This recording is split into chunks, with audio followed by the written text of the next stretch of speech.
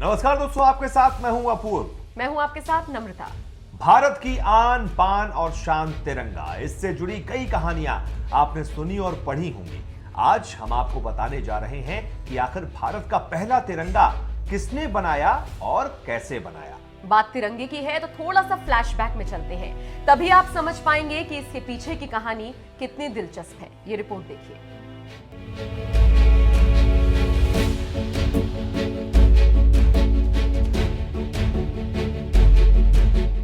हर साल 22 जुलाई को राष्ट्रीय झंडा अंगीकरण दिवस मनाया जाता है। उसी दिन यानी कि 22 जुलाई 1947 को राष्ट्रीय ध्वज तिरंगे को भारत के संविधान द्वारा अपनाया गया।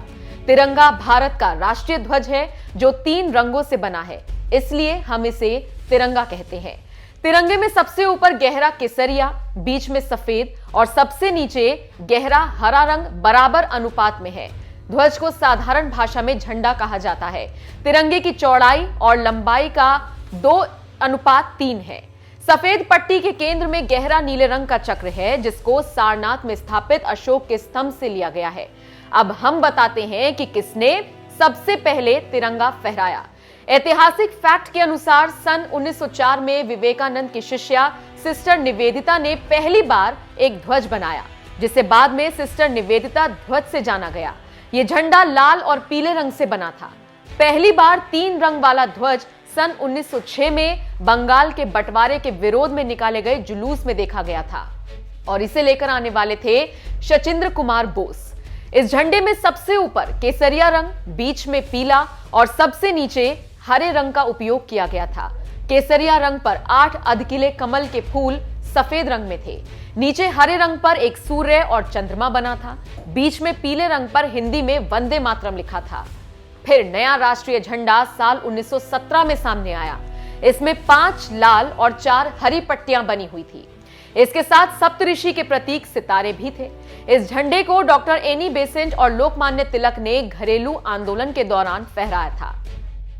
सन 1916 में पिंगली वेंकैया ने एक ऐसे ध्वज की कल्पना की जो सभी भारतवासियों को एक सूत्र में पिरो सके।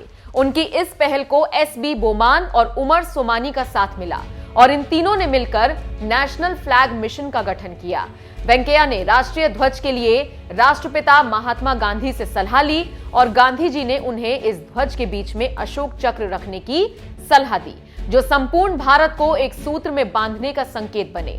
पिंगली वेंकैया लाल और हरे रंग की पृष्ठभूमि पर अशोक चक्र बनाकर लाए, पर गांधी जी को यह ध्वज ऐसा नहीं लगा कि जो संपूर्ण भारत का प्रतिनिधित्व कर सकता है। राष्ट्रीय ध्वज बनाने के बाद पिंगली वेंकैया का झंडा वेंकैया के नाम से लोगों के बीच लोकप्रिय हो गया। भारत का तिरंगा का अहम सफर 1921 से तब शुरू हुआ जब सबसे पहले महात्मा गांधी जी ने भारत देश के लिए झंडे की बात कही और उस समय जो ध्वज पिंगली वेंकैया जी ने तैयार किया था उसमें सिर्फ 2 रंग लाल और हरे थे। झंडे के बीच में सफेद रंग और चरखा जोड़ने का सुझाव बाद में गांधी जी ने लाल हंसराज की सलाह पर दिया था।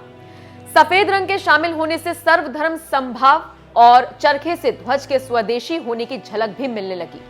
इसके बाद भी झंडे में कई परिवर्तन किए गए। ये ध्वज पहले अखिल भारतीय कांग्रेस के लिए बना था, उसके बाद राष्ट्रीय झंडा 1931 में बनाया गया। इसे राष्ट्रीय ध्वज बनाने के लिए एक प्रस्ताव पारित किया गया। भारतीय संविधान में इसे 22 जुलाई 1947 को राष्ट्रीय ध्वज के तौर पर स्वीकृति मिली। तो आप समझ सकते हैं कि भारत की आन बान और शान तिरंगा कैसे बना, कैसे चला और आज किस रूप में है। इसके साथ साथ किसने सबसे पहले इसे बनाया, वो कौन थी, उनके बारे में भी आपने जाना। अगर आपको ये स्टोरी अच्छी लगी तो कृपया कमेंट करके हमें जरूर बताएं।